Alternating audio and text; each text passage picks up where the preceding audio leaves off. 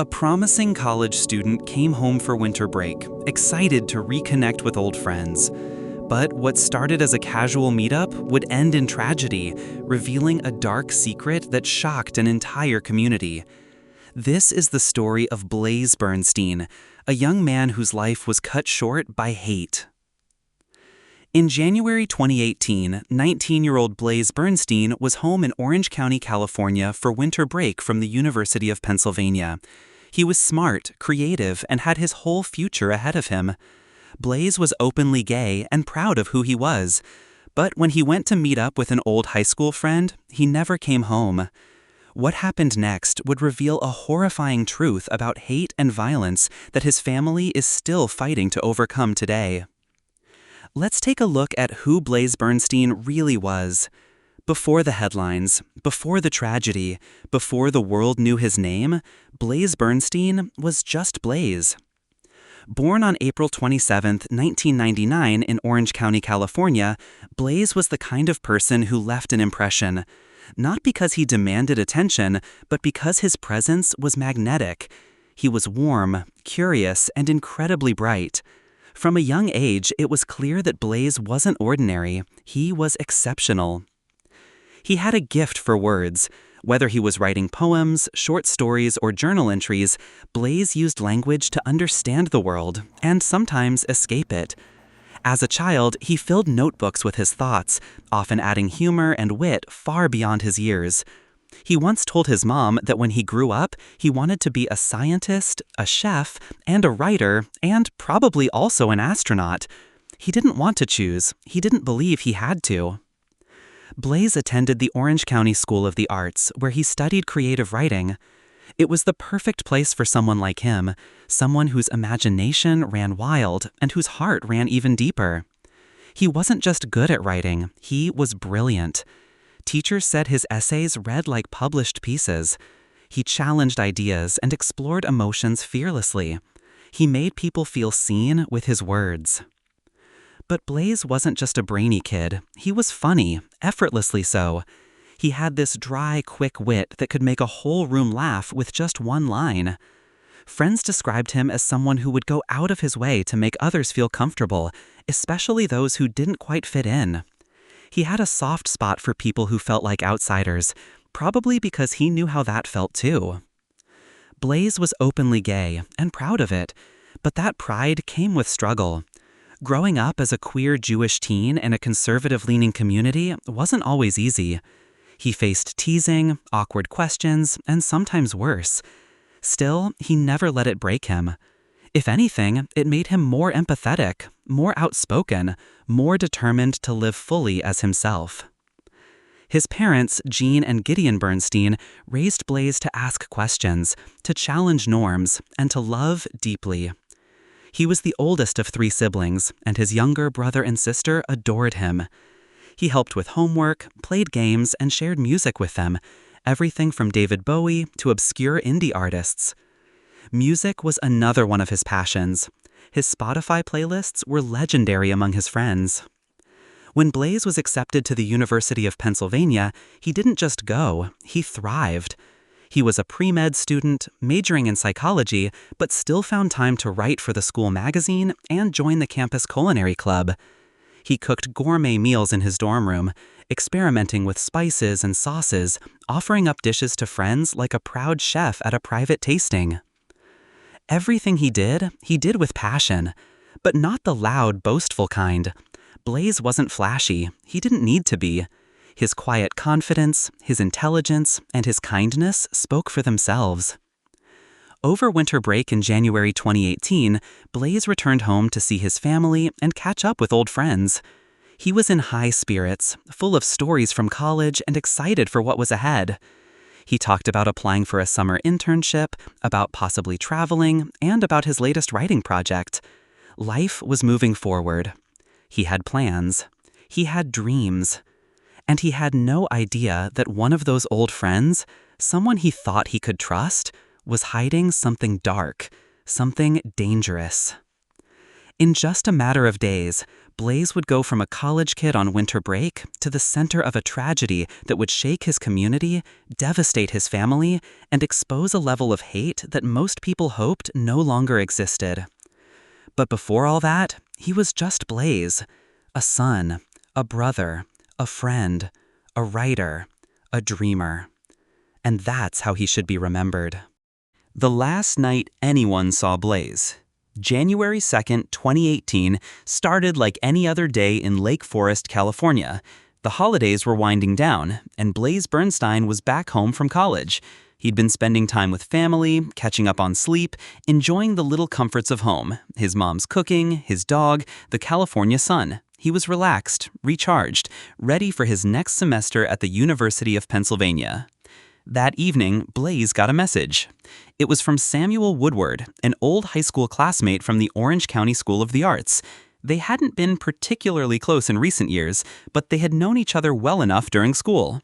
They'd once worked on group projects, talked in creative writing class, maybe even shared a few inside jokes. So when Samuel messaged Blaze and asked to hang out, it didn't seem strange, just two former classmates reconnecting over winter break. Blaze agreed to meet. At around 9:30 p.m., he told his parents he was heading out for a bit. No red flags, no stress, just a normal night. He didn't say much, just that he was going to meet a friend. Then he stepped outside and got into Woodward's car, which had pulled up outside the house. That was the last time Jean and Gideon Bernstein saw their son.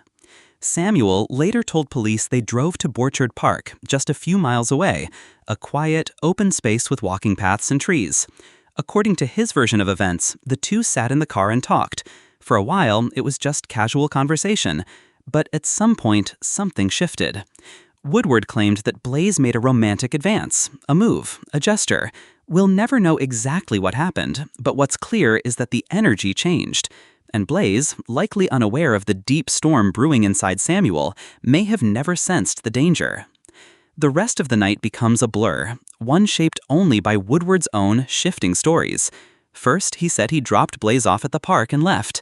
Then he said he went to hang out with friends. Then he said he just drove around aimlessly. But none of it made sense. Blaze never came home.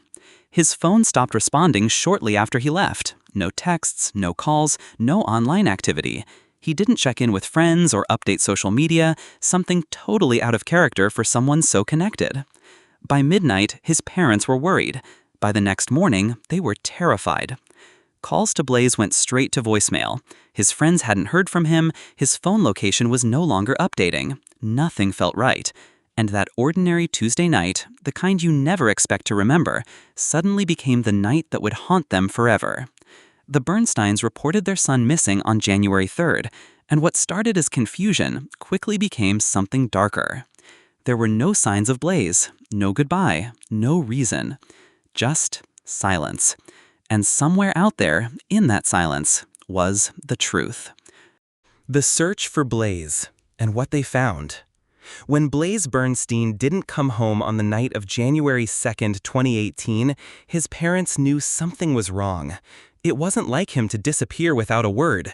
He wasn't impulsive or careless. He was responsible, thoughtful, and deeply connected to his family. By the next morning, Jean and Gideon Bernstein reported their son missing. It wasn't just a concerned call, it was a cry for help, and the response from the community was immediate. Within hours, volunteers were combing the streets of Lake Forest. Flyers with Blaze's picture began appearing on telephone poles, storefront windows, and across social media. His smiling face, kind eyes, curly hair quickly became familiar to anyone following the story. The words "missing college student" echoed across local news stations. But there were no signs, no evidence of a struggle, no witnesses, just silence. The only clue investigators had was Blaze's last known location, Borchard Park, where he had met up with Samuel Woodward. It was a quiet place, a place where no one had seen or heard anything, or so it seemed. Detectives brought Woodward in for questioning. His story kept shifting. He said he picked up Blaze and they drove around. Then he said he dropped Blaze off at the park and drove to hang out with friends. But his GPS data told a different story. Surveillance footage placed him near the park long after Blaze had stopped responding to texts. And when police examined his car, they found something that made their hearts sink: blood on the door handle and in the seats. DNA testing later confirmed it belonged to Blaze. Still, they had no body, no confession, no final answer. For 6 long days, the Bernstein family lived in limbo, trapped between hope and heartbreak. Every knock on the door, every ring of the phone could bring either the best or the worst news. Jean wrote emotional Facebook posts, begging for help, pleading for her son's safe return. The community stood with them, holding vigils, organizing search parties, refusing to give up. Then, on January 9, 2018, the search came to an end. A team of officers returned to Borchard Park, this time focusing on a more isolated, wooded area near the edge of the grounds. There, hidden beneath a layer of brush and mud, they found Blaze's body, partially buried in a shallow grave. The soil had shifted just enough after a heavy rain to expose the edge of his remains.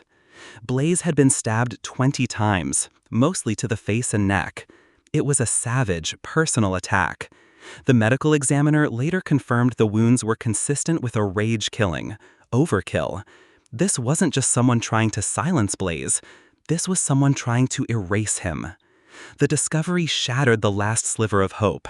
Jean and Gideon were left to process the unimaginable. Their son had not just died, he had been brutally murdered. And the world they knew would never be the same. The autopsy revealed no signs of drugs or alcohol. Blaze wasn't impaired. He hadn't provoked anyone. He was simply vulnerable, trusting someone he once called a friend. Now the questions turned into demands.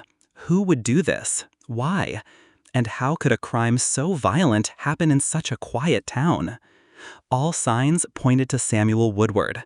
But the motive behind the murder would uncover something even more chilling. Something bigger than one night, one argument, or one act of violence. It would point to a deeper hate, and it was time for the world to take notice. When news broke that a suspect had been arrested for the murder of Blaze Bernstein, the public braced for the worst, but nothing could have prepared anyone for who it was: Samuel Woodward.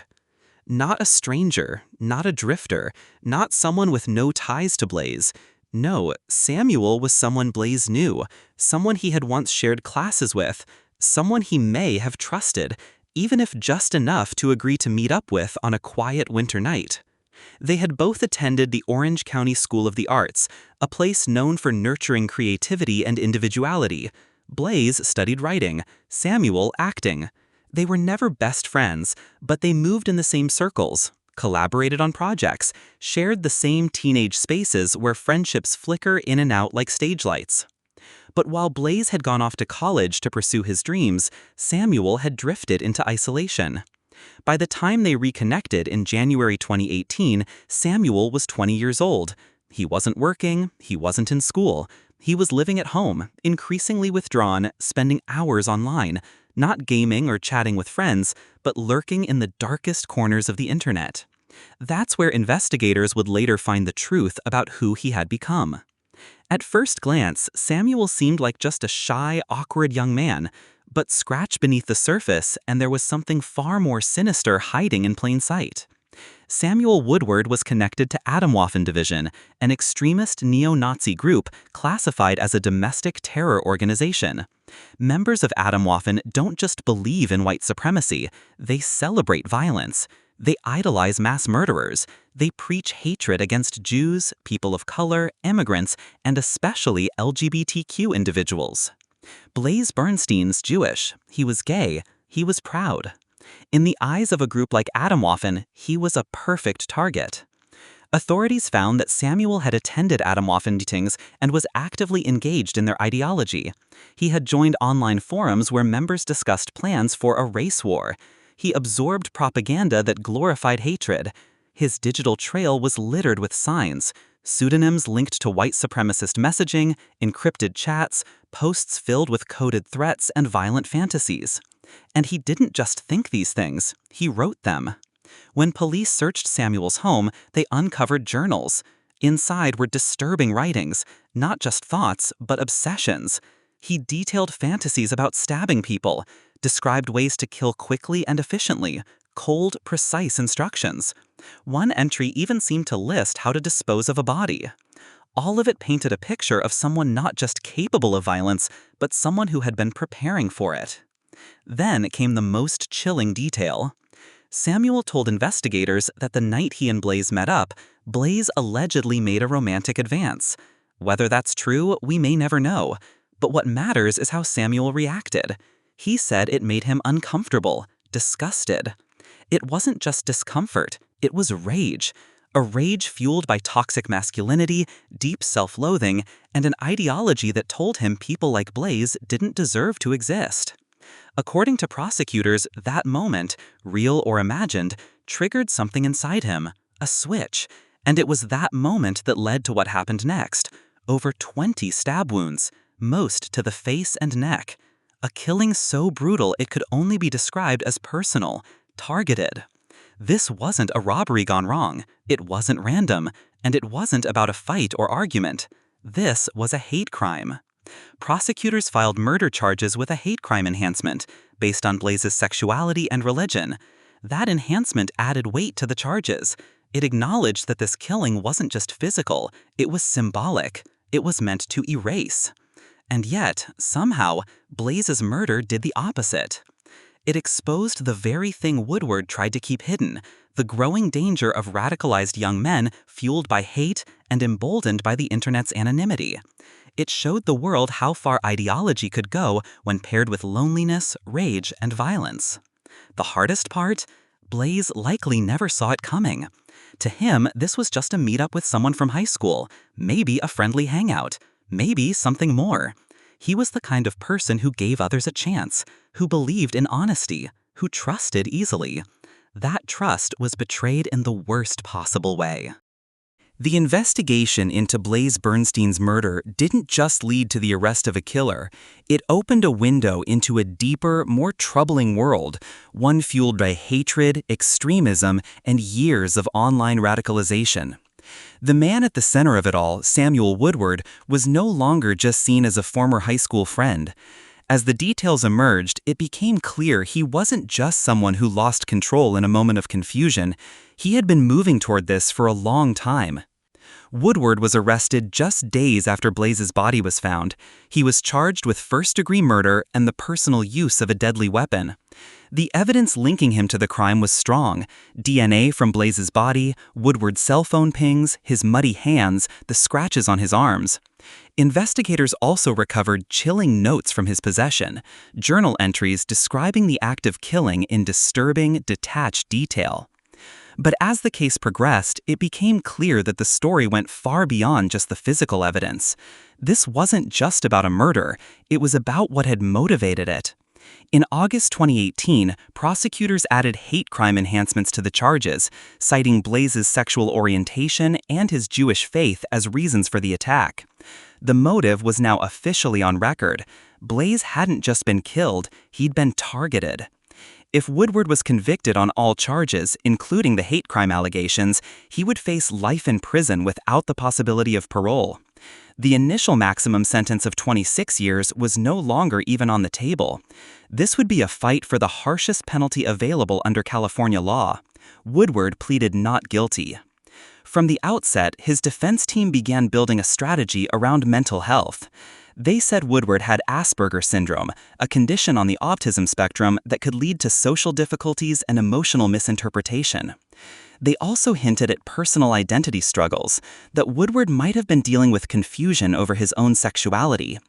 They painted a portrait of a young man raised in a homophobic household, whose father referred to gay men using slurs and instilled shame around sexual identity. Their suggestion was that Blaze's flirtatious messages found on Woodward's phone embarrassed him. The defense claimed that Blaze had shared those messages with mutual friends, outing Woodward in a way that triggered shame, fear, and ultimately rage.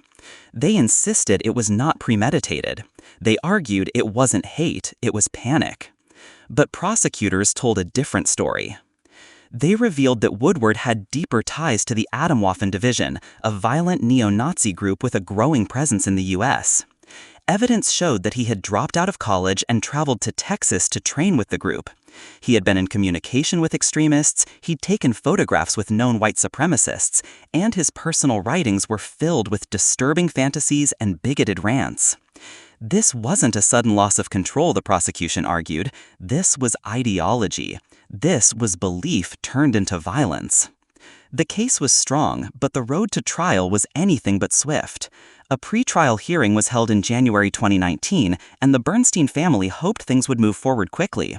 But instead, the case was stalled repeatedly. Between court backlogs and legal motions, the months dragged on. Then COVID-19 hit, and everything came to a grinding halt. The court slowed down, in-person hearings were delayed, jury trials were paused. Woodward remained in jail, but justice remained out of reach. For Blaze's parents, the delays were agonizing. They had lost their son in the most brutal way imaginable, and now they were being forced to wait not just weeks, but years for any sense of closure. As the legal system stalled, they kept showing up, kept pressing forward, kept telling Blaze's story. Finally, in mid-2022, it seemed the trial was about to begin. A date was set, July 15. But just before proceedings were supposed to start, another obstacle appeared. Woodward's defense attorney raised concerns about his mental fitness to stand trial.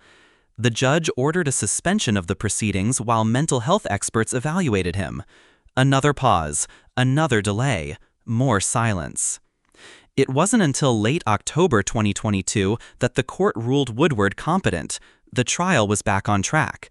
A pre-trial hearing was scheduled for January 2023, and by early 2024, the court began the process of jury selection. Then, finally, more than 6 years after Blaze's death, the trial began in April 2024. From the opening statements, the defense admitted what Woodward had done. He had killed Blaze. But they insisted it wasn't murder in the legal sense. They said it wasn't premeditated, wasn't planned, and, most importantly, wasn't driven by hate. They claimed it was about shame and secrecy, that Woodward feared being outed to his family, particularly his father. They told the court that Blaze's decision to share their private messages had pushed Woodward over the edge. But the prosecution didn't waver. They argued that Woodward had been radicalized by far-right ideology, that he was obsessed with violent white supremacist views, and that Blaze had become a symbol of everything he hated: gay, Jewish, successful, open. They showed the jury damning evidence: emails, extremist writings, digital footprints, and photos linking him to Atomwaffen. They made it clear, this wasn't a crime of confusion. This was a hate crime in the most brutal sense of the word. Blaze's mother, Jean Pepper, took the stand. Her voice steady, her pain palpable, she described her son's life, their family's faith, and the endless ache of losing him. She made it personal and powerful. Her testimony reminded the court that this wasn't just about ideology or arguments. It was about a real person, a family torn apart, and a future erased. On July 3, 2024, the jury reached its verdict. Samuel Woodward was guilty of murdering Blaze Bernstein. More than 6 years after the murder, justice had finally been delivered. On November 15, 2024, Samuel Woodward was sentenced to life in prison without the possibility of parole. He was first housed at Wasco State Prison and later transferred to the California Medical Facility, where he remains to this day. It wasn't the end of the pain. It didn't bring Blaze back. But for his family, it was a moment they'd waited for through endless courtrooms, sleepless nights, and years of anguish. Justice had not come quickly, but it had come. Blaze Bernstein's death was more than a tragedy. It became a spark. A young life full of promise was taken so cruelly, and for many, that loss could have simply meant pain and silence. But Blaze's family refused to let his memory fade into darkness. Instead, they chose to honor his life by standing up to hate with love. In the days after his murder, a wave of grief swept across Orange County and beyond. Vigils were held, tributes poured in from across the country. People who had never met Blaze mourned him, not just for what happened, but for what he represented: hope, creativity, and courage. He had lived as his full self, gay, Jewish, kind-hearted, and for that he was targeted. His parents, Jean and Gideon, created the #BlazeItForward movement, encouraging people to perform small acts of kindness in Blaze's name. It wasn't just a hashtag, it was a mission, a way to fight darkness with light. From donating food to planting trees, people began sharing their good deeds online, inspired by Blaze's spirit and compassion. The Bernstein family also became vocal advocates for stronger hate crime legislation and mental health support. They turned their private grief into public action, determined to build a safer, more accepting world. Blaze's story spread far beyond the courtroom.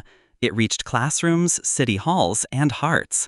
His death became a wake-up call, a reminder of the real danger that hate poses, and the importance of embracing those who dare to live authentically. In the end, Blaze's killer may have taken his life, but he could never take his voice. Through love, justice, and kindness, Blaze still speaks. And the world is listening.